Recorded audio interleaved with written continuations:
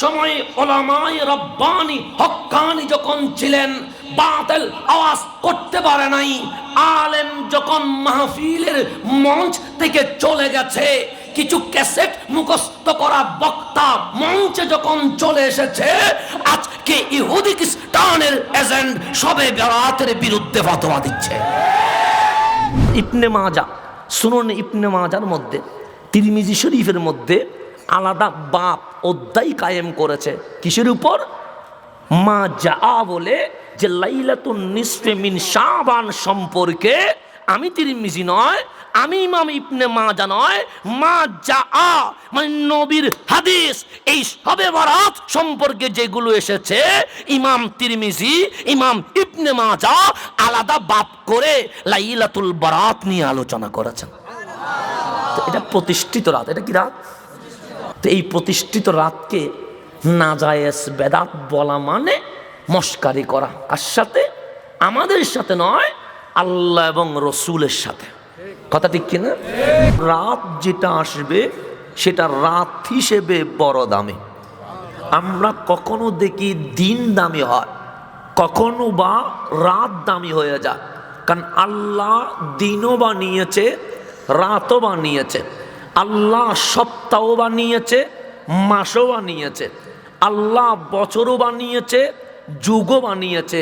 সবগুলো বানিয়েছেন কে?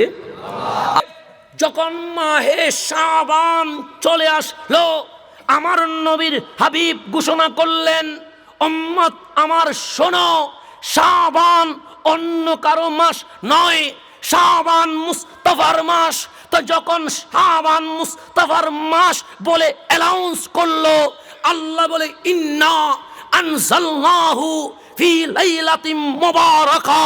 হাবিব যখন শাবানকে আপনার মাস বলে দিলেন, ওই মাসের 15তম লাইলাতুন নিসফে মিন শাবানকে আমি মাওলা বরকতময় রাত হিসেবে ঘোষণা করে দিলাম। কি ময় ঘোষণা? বরকতময় লাইলাতুন মুবারাকা। 27টা তাফসীর, একটা দুইটা নয়। আবার আমার বাবার তাফসীর নয়, আমার দাদার তাফসীর নয়, এগুলো মুহাদ্দিসিন মুফাসসিরিনদের তাফসীর।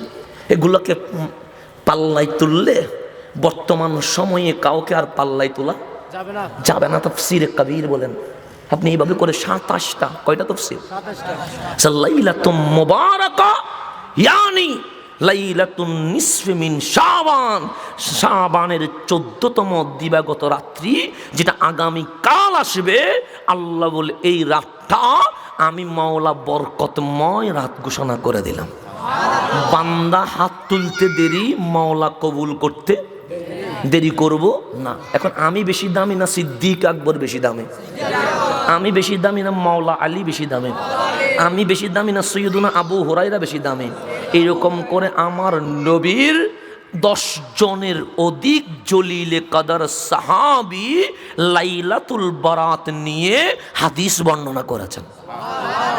কারণ আমার বই বেশি দামি না তিরমিজি শরীফ বেশি দামি? আমার বাবার কিতাব দামি না ইবনে মাজাহ শরীফ বেশি দামি?